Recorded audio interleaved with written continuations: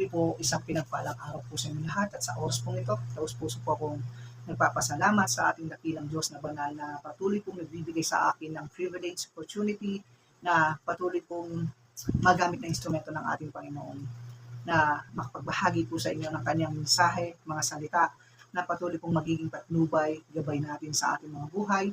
Minsan salita po ng ating Panginoon na magbibigay po ng sapat na kaalaman patungkol sa kanyang kalooban. Minsan salita po ng ating Panginoon na magbibigay po sa atin ng lalo pang katatagan sa ating pananalig at pananampalataya sa Kanya. Muli po sa panguna ng Banal na Espiritu at sa ngalan po ng ating Panginoong Yesus, nais ko po muling magbahagi sa inyo ng kanyang mensahe entitled, Make a Step and Move Forward. Ayan po. Sa mensahe ito, nais po tayong bigyan ng isang gabay ng ating Diyos na kung paano natin makukuha o ma-achieve yung mga goals o yung mga desire natin o yung mga pinapangarap natin sa ating mga buhay. Isang malaking bagay po ang paggawa o paghakbang at kasama po nito ay ang pagsulong o pag-move forward. Kaya po sa mensahe nito, nais po tayong paalalahanan ng Diyos o patuloy na bigyan tayo ng gabay kung ano yung dapat nating gawin upang sa lahat ng mga pinaplano natin sa mga buhay, sa mga ninanais nating mangyari sa ating mga buhay, ay makantam natin sa pamagitan ng paghakbang at sa pagsulong sa ating mga buhay. Kaya nga, sabi, if you want to reach your goal in your life, you need make a step and move forward. Ayan po. Kasi kung panay plano lang po tayo, plano ng plano, wala pong mangyayari at hindi po natin mararating yung ating mga goal o yung mga ninanais natin sa ating mga buhay.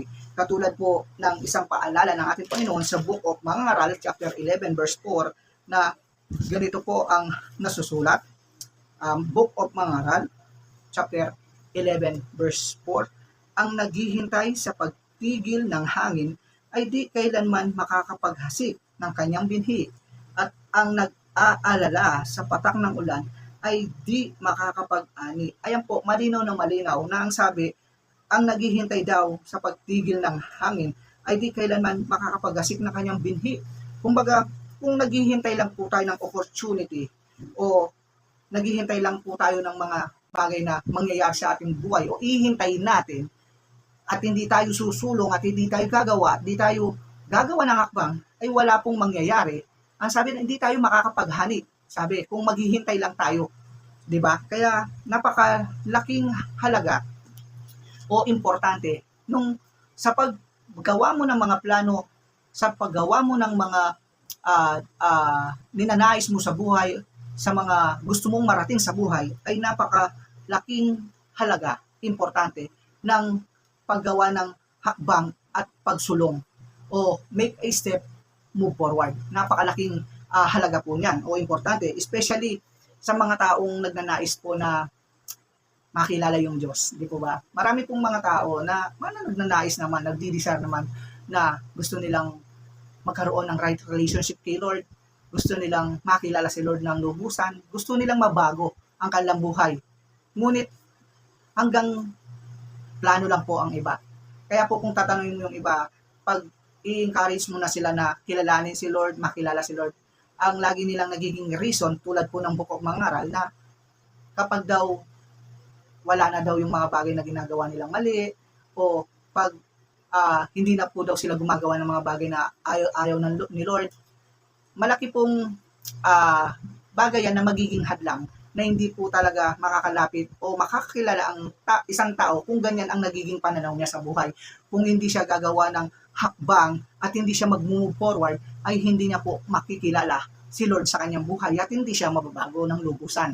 Kaya po, halaga po ng paggawa ng hakbang at pagsulong sa lahat ng bagay na ninanais o goal natin sa ating buhay, especially sa ninanais nating maisuko o makilala yung Diyos sa ating buhay.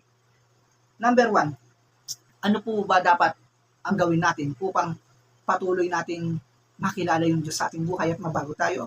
Yun nga po, make a step. Anong gagawin mong unang hakbang? Ang unang hakbang na gagawin natin ay kailangan po nating magsisi. Magsisi, yan po.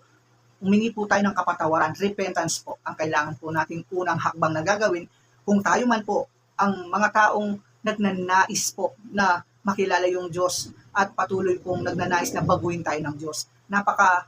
Laking halaga nung sisisi o pagrepent sa mga ginawa natin kasalanan. Kailangan po kasi para makakilos yung Diyos sa ating buhay, para makagawa po siya sa ating buhay, at upang maranasan po natin siya, kailangan po natin na isuko ang ating buhay sa Kanya through repentance, yung pagsisisi. Kaya po sa Book of Acts chapter 3:19, ganito po ang nasulat, kaya nga magsisi kayo at magbalik loob sa Diyos upang patawarin ang inyong mga kasalanan. Kaya po, kailangan po yung pagsisisi at magbabalik loob by surrendering our life to God para po makakilos at patuloy natin maranasan yung Diyos sa ating buhay at patuloy po tayong mabago. Pangalawa, kailangan po tayong mag-move forward. Kailangan hindi lang pagkatapos mo nagsisi, humingi ng kapatawaran kay Lord, hanggang doon ka na lang. Kailangan mong sumulong o kailangan mong magdesisyon na talagang sumunod sa kalooban ng Diyos. Ganun po.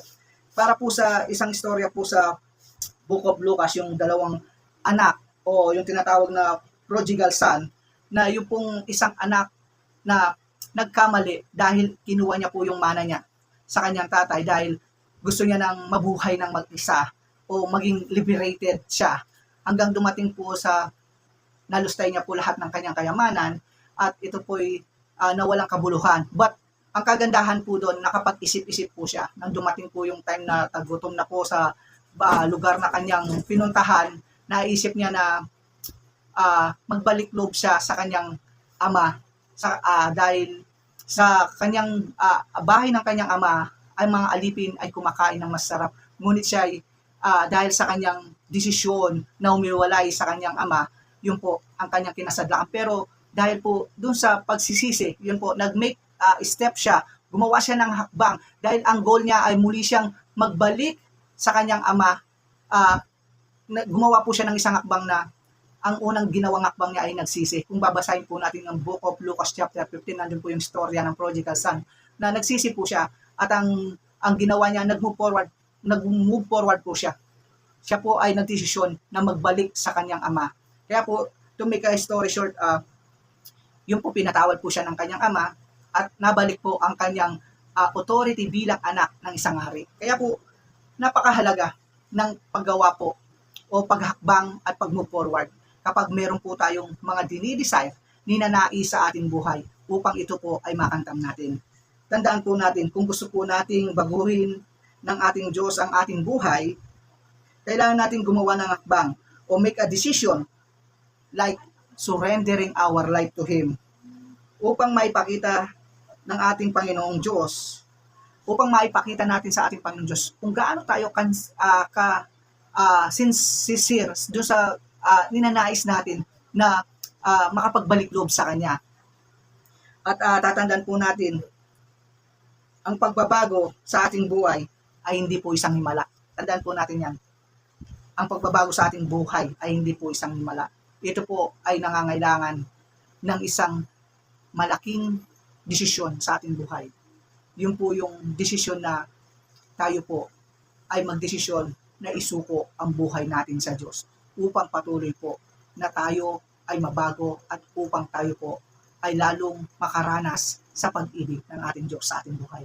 Muli po, sa munting mensaheng ipinagkulong po sa atin ng ating Diyos na banal sa oras na to, patuloy po ako nagpapasalamat and nawa po, patuloy ko po kayong ini-encourage kayong mga may desire na makilala ang Diyos sa inyong buhay at mabago ang inyong buhay.